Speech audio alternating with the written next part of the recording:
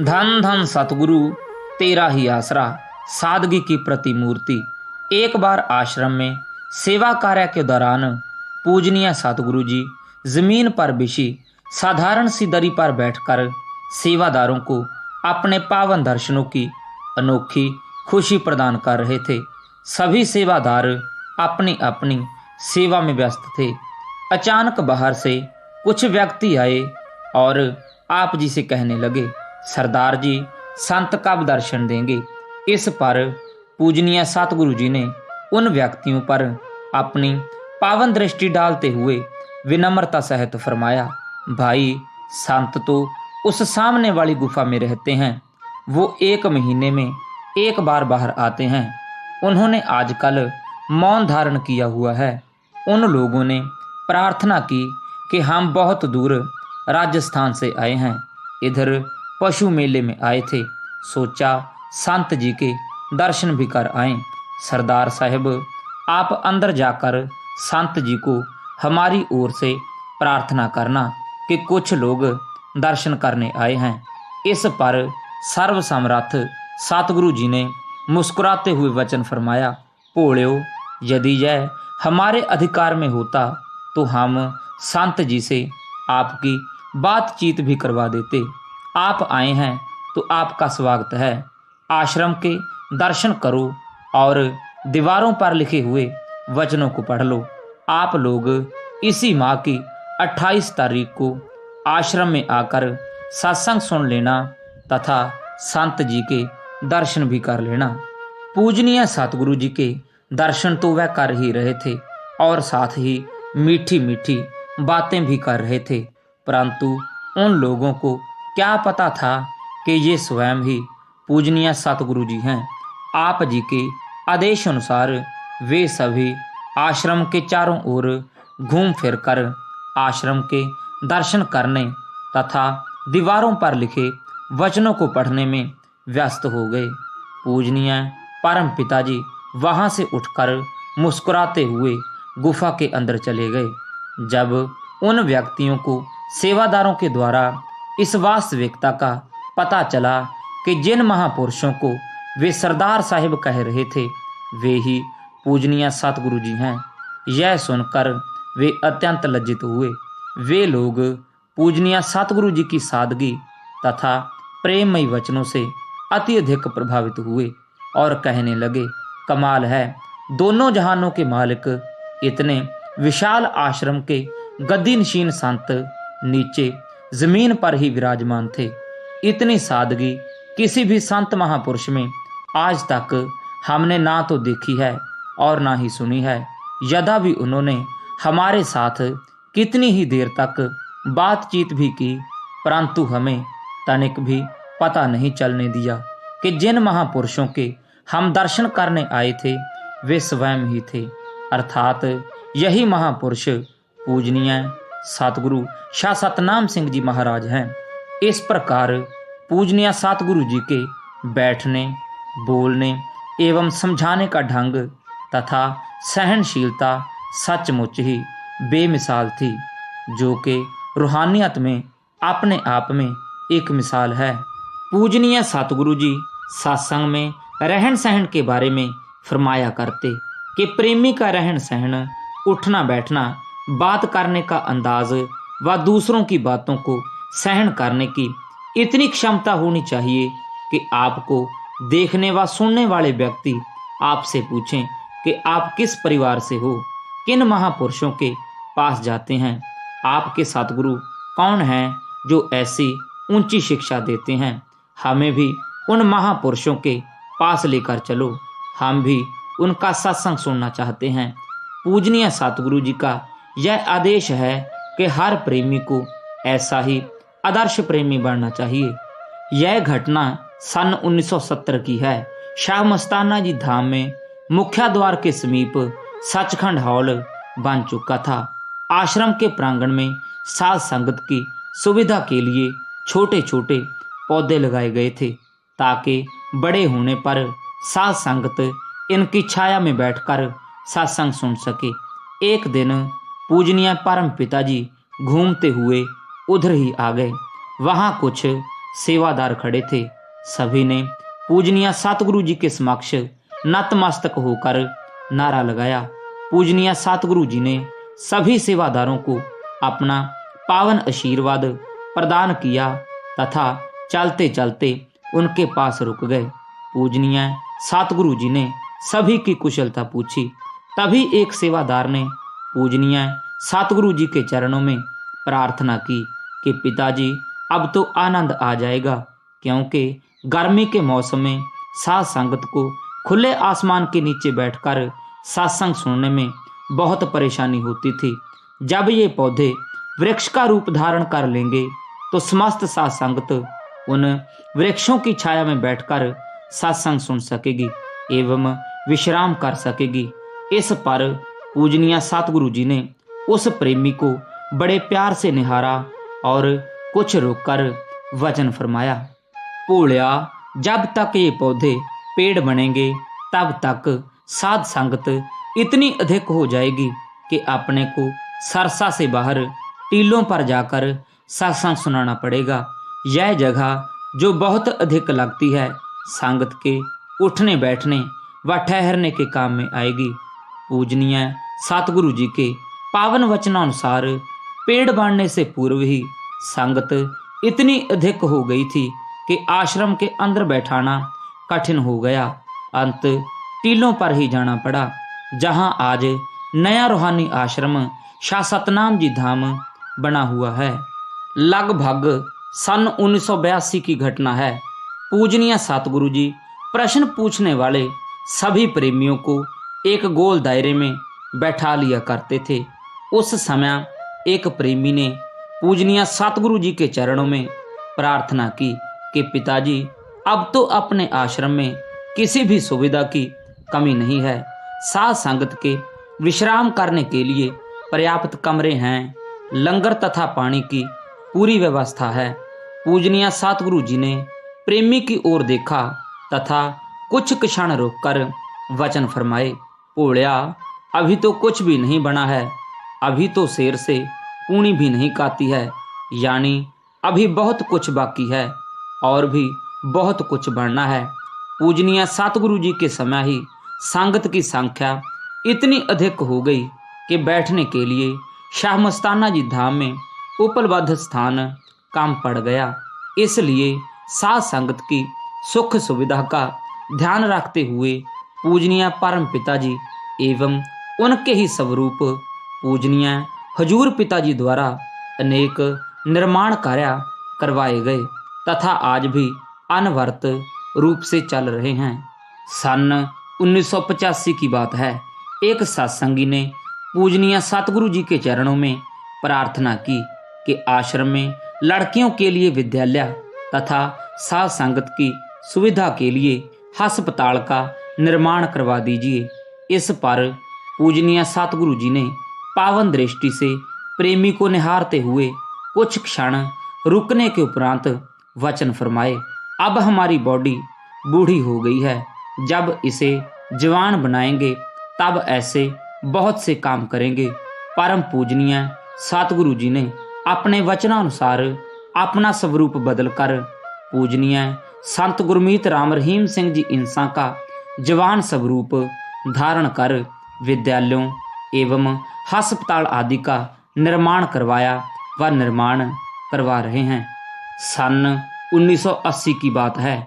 UP आश्रम का निर्माण हो रहा था। सेवा कार्यों के दौरान आप जी ने साध संगत का ना जाने कौन सा कर्म अपने ऊपर लिया जिससे आप जी के पैर पर फोड़ा निकल आया। अगले दिन जब सेवा कार्यों के निरीक्षण हेतु जाने लगे तो सेवादारों के मना करने पर उन सेवादारों को किसी काम के लिए बाहर भेज दिया और स्वयं निरीक्षण हेतु सेवा स्थल पर पहुंचकर साध संगत की दर्शनों की तड़प को शांत किया। आप जी प्रति एक जरूरतमंद की सहायता करते व उनका मनोबल बढ़ाते, दूसरों के दुखों को अपना दुख समझकर उनका समाधान करते। एक बार रात को किसी बच्चे के रोने की आवाज सुनकर आप जी सारी रात नहीं सोए और सुबह पूछा कि वह बच्चा किसका था और उसकी माता कहाँ थी। इस प्रकार एक बार शाह मस्ताना जी धाम में एक अत्यंत दुखी व बीमार व्यक्ति आया। उसके पास दवाई के लिए पैसे नहीं थे। गुफा के नजदीक खड़ा होकर परम पिताजी को याद करने लगा। अंतर्यामी सतगुरु जी ने उसकी सच्ची पुकार को सुनते हुए उसे गुफा की खिड़की खोलकर दर्शन दिए तथा उसकी झोली में कुछ रुपए डालते हुए वचन फरमाया कि बेटा जाकर दवाई ले लेना, ठीक हो जाओगे। ऐसे दया के सागर महान परोपकारी पूजनीय सतगुरु जी के परोपकारों का वर्णन करना असंभव है। पूजनीय सतगुरु जी स्वच्छता एवं साफ सफाई का विशेष ध्यान रखते। आप जी के गांव श्री जलालाना साहेब में एक ही तालाब था। गांव के सभी लोग इसी तालाब से ही पानी पीते थे। कई लोग इस तालाब के इर्द गिर्द गंदगी फैला देते और अपने पशु भी इस तालाब के पास बांध देते। आप जी लोगों को उनके स्वास्थ्य के प्रति सुचेत करते तथा गांव के लोगों को स्वस्थ रहने के उपाय बताते हुए तालाब के किनारे गंदगी ना फैलाने व पशुओं को ना बांधने का आग्रह करते। आप जी इस बात का विशेष ध्यान रखते कि तालाब के आसपास गंदगी ना फैले, क्योंकि उस समय पीने का पानी तालाबों से ही प्राप्त किया जाता था। आप जी के प्रयासों से गांव वालों ने तालाब पर एक व्यक्ति को चौकीदारी पर लगा दिया, जो तालाब के पानी की स्वच्छता का पूरा ध्यान रखता।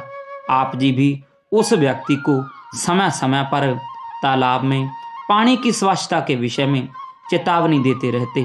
डेरा सच्चा सौदा सरसा में गद्दी नशीनी के उपरांत दरबार में स्वच्छता का विशेष ध्यान रखते तथा समय समय पर सेवादारों को इसके लिए प्रेरणा देते कि आश्रम को हर प्रकार से साफ सुथरा रखो। गद्दी नशीनी के उपरांत सन 1986 में एक बार यूपी आश्रम में सेवा कार्यों के दौरान मिस्त्रियों की कमी थी। सेवादारों ने यह बात आप जी को बताई।